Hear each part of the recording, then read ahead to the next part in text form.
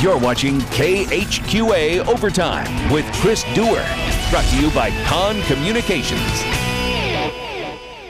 This is Saturday, January 26th, and you have entered overtime, where it's rightly a proud time to puff out your chest and proclaim your love of all things tri-state sports. After all, we've got Quincyans this week simultaneously battling Tiger Woods for golf bragging rights in La Jolla, weather permitted, of course, as you found out today on CBS, and headed to New Orleans seeking Super Bowl rings. We'll keep you apprised of Jack's progress coming up next week. We've also got the most intriguing winter of college basketball we've enjoyed in the 18 years I've been working at this station. And of course, high school sports passion that rivals any other corner of the nation. So rejoice and enjoy. Plus, we are now just 6 days shy of the start of one of my favorite events of the entire calendar year, the KHQA Subway Superfan Shootout, which coincidentally culminates this time next Saturday with one of the toughest stretches of basketball the Quincy Notre Dame Lady Raiders may or have ever seen in this dynastic run.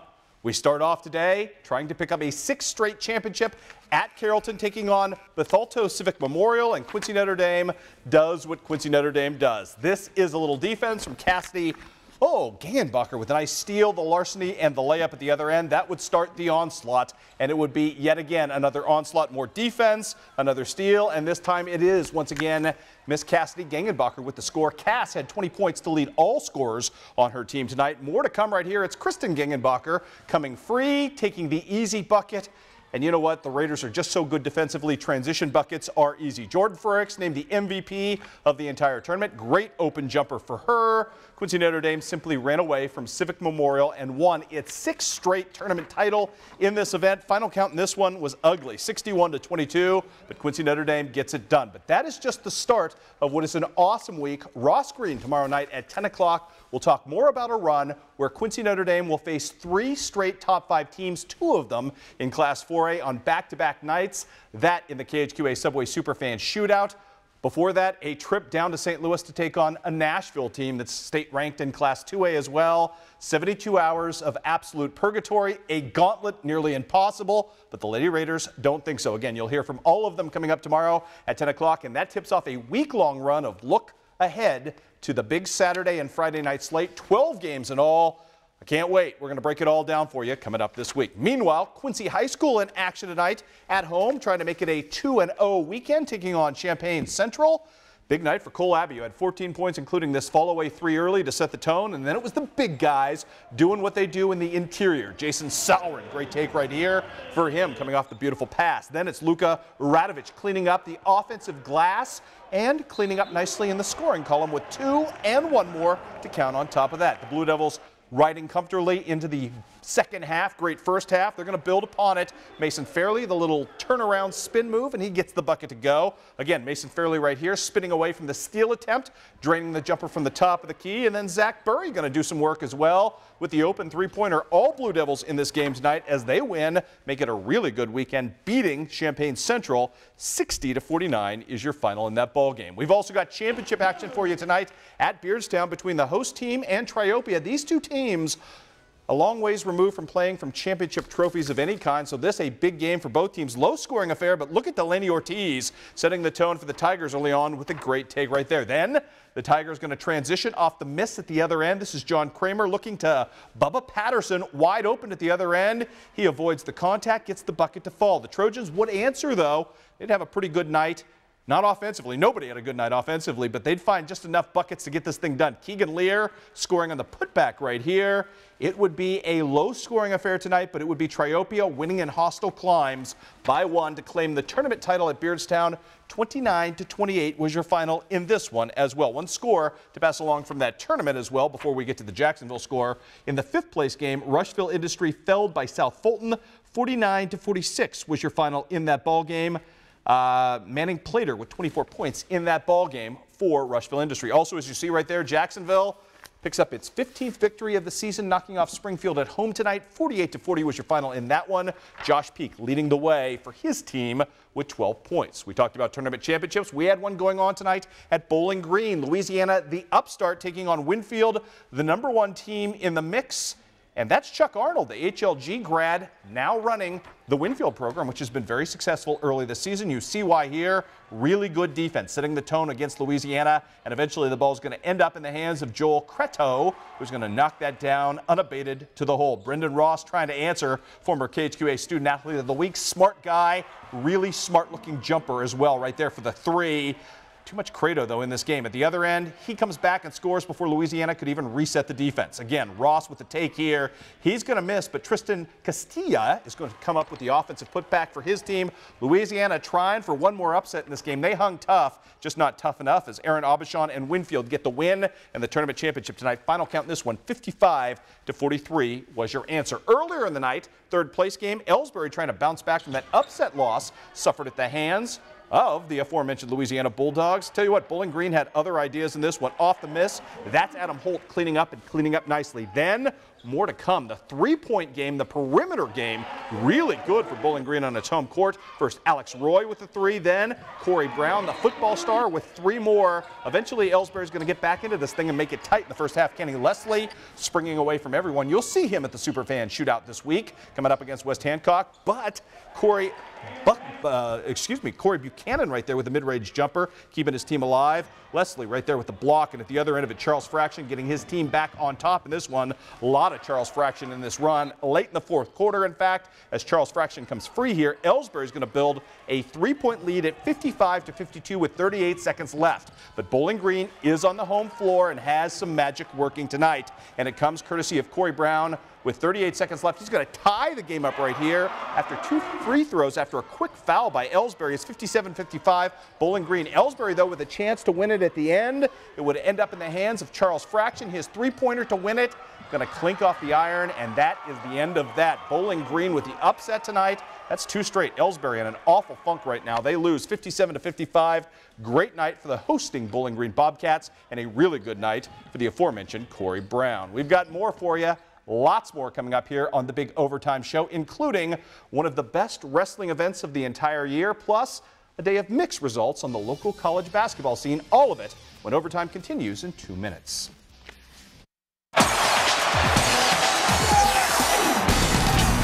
You're watching KHQA Overtime with Chris Dewar, brought to you by Con Communications. And welcome back to Overtime, everybody, where 10th and Jackson was transformed into a mat warfare wonderland on this Saturday for the annual Quincy Notre Dame Invite. The best wrestlers around going head-to-head from all number of states in the area, including a big Kirksville program that was really highly accorded coming in. Let's start you off at 106 pounds, though. Locally, you're looking at Will Lucy taking on Pittsfield's Hayden Osment in the quarterfinals. Aggressive start for Will as he would hit the early takedown here for 2. To Hayden's credit, he wasn't giving Lucy many options to attack early, but eventually Will would wear him down, posting the pinfall victory here. And then later in the night, it would be Will Lucy winning by pinfall in the title bout at 5:59. He would beat Antonio Moore of East St. Louis to grab that championship. So congratulations to Will. Moving up to 113 pounds, you are about to get a look at another state wrestler, Beardstown's Antonio Quintana taking on Devin Beeston of West Hancock. These 2 guys are going to go at it in what turned out to be a short but feverish match. Quintana in the orange unitard, or singlet, if you will, there, taking on Beeston. He gets the ankle pick right here and the takedown, which would eventually, seconds later, turn into a pin for Antonio. Antonio also going to post the championship victory today over Ethan Renschletter of Kirksville, 11-6 to take the championship today. Pinfall to set it up.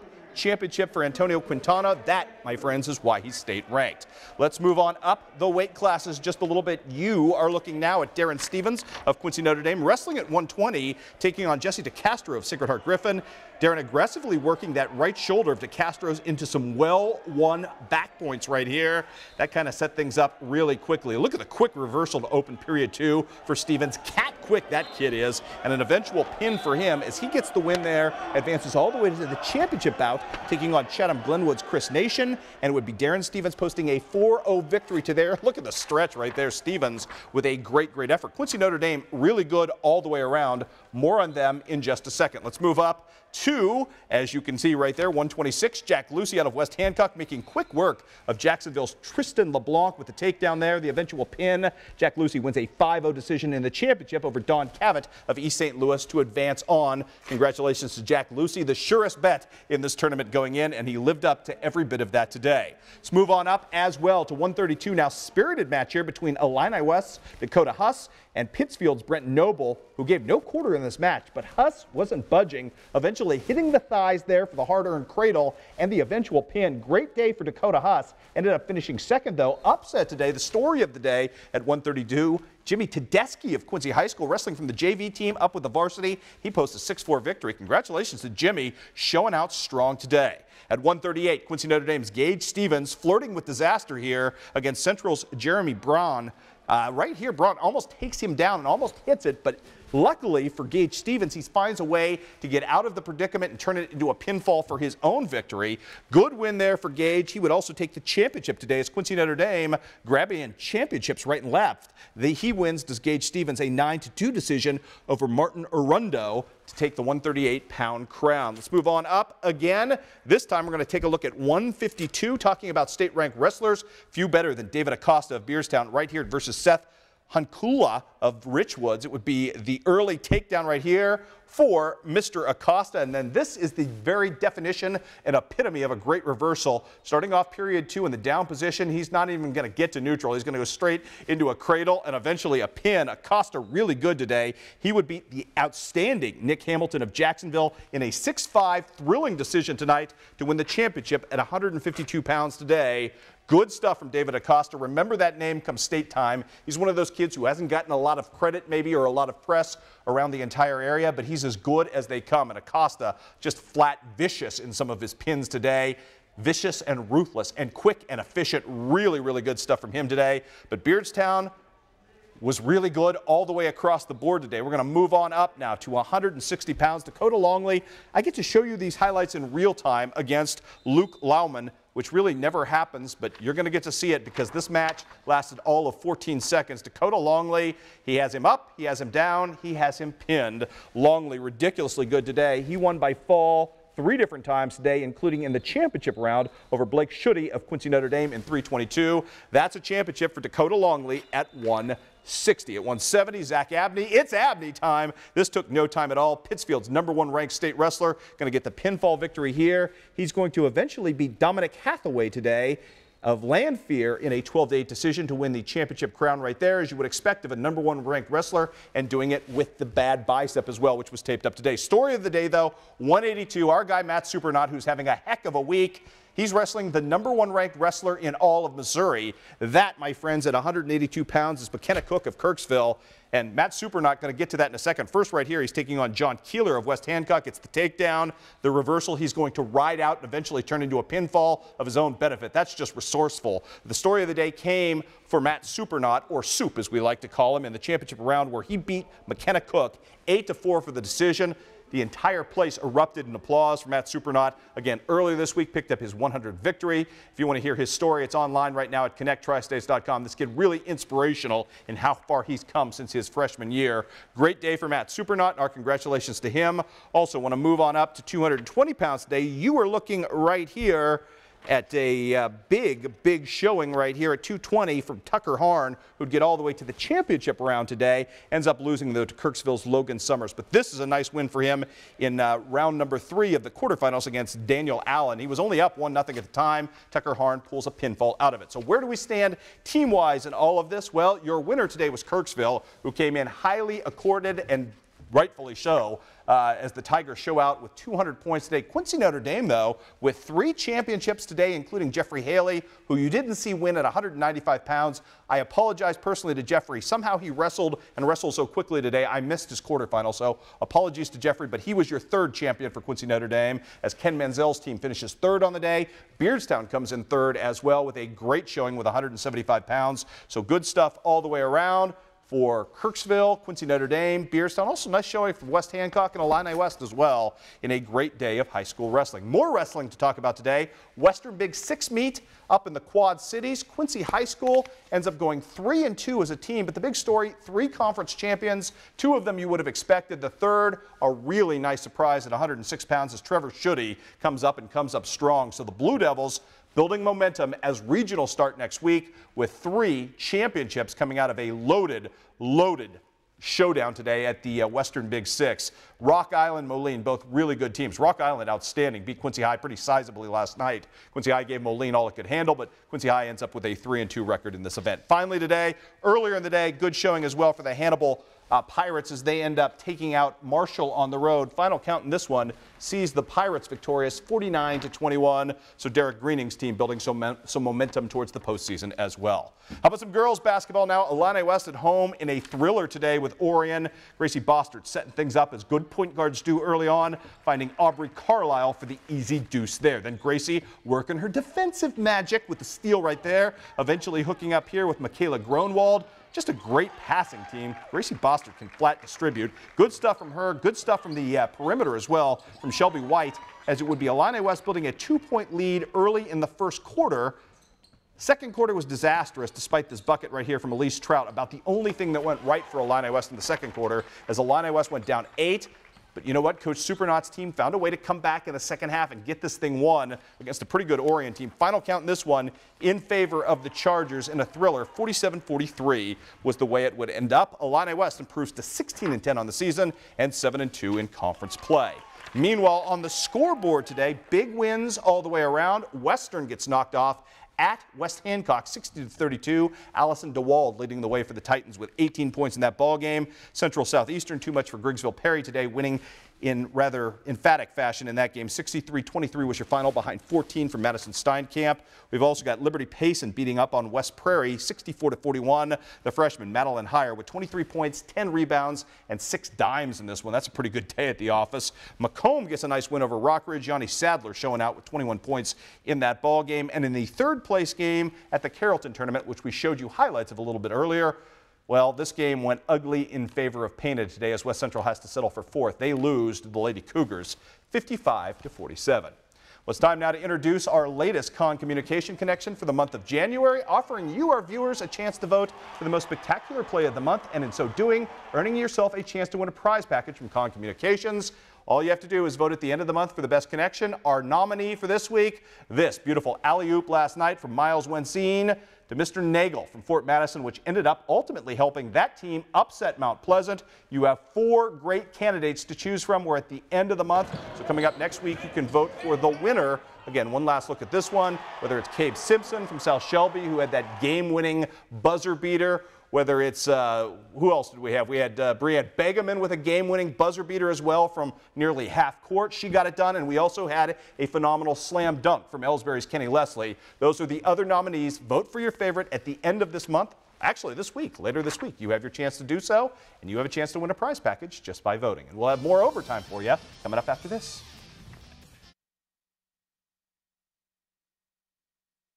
On the road at Oakland as Western can't get the win. They lose 67-60, which would have put them a full game and a half clear of the field in the Summit League standings. Still, I believe Western Illinois, as it stands right now, a half game up on the Dakota State. So right now, Western Illinois in really nice position. Nevertheless, would have been nice to get the win today. Remy Roberts-Burnett leading all scorers in the loss today with 16 points. Quincy University, the men in desperate need of a victory after that ugly loss to Rockhurst this week, taking on William Jewell. Quincy University men held scoreless for the first 5 minutes of the game. The offense gets going behind former KHQA Player of the Year and Quincy Notre Dame star Ryan Stuckman as he knifes through right there for the lay-in. Then it's Stuckman hitting the three-pointer. We didn't see that the other night against Rockhurst. Reintroduced it today, and they desperately needed that. The Hawks down 14-7 at that point. Next possession, Austin Weber giving some energy right there, making it a 3 and cutting that lead down to 14-10. Then the Pittsfield star Dalton Hoover, himself a former KHQA Player of the Year, with a nice baseline jumper right there. The three-point shooting kept Quincy University close and eventually helped them pull away in a much-needed victory today. The Hawks get a big scoring today. 53 points from their trio of upperclassmen. That would be Tyler Thompson, Chris Babbitt and Ryan Stuckman, as Quincy University gets the win today, 83-60. How about John Wood at home against Parkland? Brad Hoyt's team looking for a big win and trying to continue the momentum of a really good week. They would do exactly that. And Darius Porter about to show out right here with a Jedi mind trick move on the baseline, just spinning away from everyone. Left undefended. That's beautiful stuff. Then Raviel Burton right here with the old school hook shot in the post extends the Blazer lead to 4 points at that point. Raviel Burton showing up on the defensive end as well. Check out this block that's going to set up one of the prettier transition buckets of the year. At the other end of this thing, John White going to get free of everybody off the eventual steal and the run out, and he's going to score. And John Wood's going to win today in a tight one, 74-70. As I mentioned, Darius Porter, 19 points, 7 rebounds today as the Trailblazers improved to 14-6 on the season. Big win on the road today for Culver Stockton at Avila, as Culver Stockton gets 20 points from James Johnson. The Wildcats are now 17-6 and 8-3 in the HAC, all alone in third place today after Benedictine lost in overtime at Evangel. Also, HLG comes up short in its quest to beat Mo Baptist, losing by 7 was your final there. Quincy University women, boy, there's really not a whole lot good I can say about this. We'll try to make this look good. The Hawks trailed 12-4 early on. Hannah Weedman looked like she was going to have a day today because there was no one in the post for William Jewell who could guard. Then Kelly Burris trying to make some things happen right here, taking the step and getting pretty to the basket at that point. The Hawks only down by 2 at that point, but the second half was just ugly. Quincy University exposed today in the inability to guard really quick athletic backcourts, and that hurt as the Lady Hawks fall today in an ugly affair, 79-55. Although we need to point out Quincy University still now 7-2 in the conference, which is an outstanding mark at this point.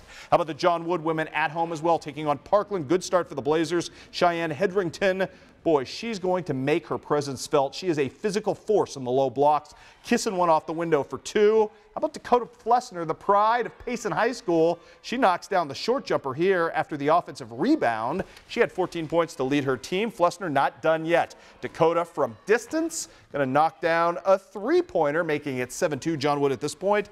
And John Wood's just really never going to look back in this ball game as they end up winning. Final count in this one was 57-54. A couple of scores to pass along to you now tonight. Culver Stockton.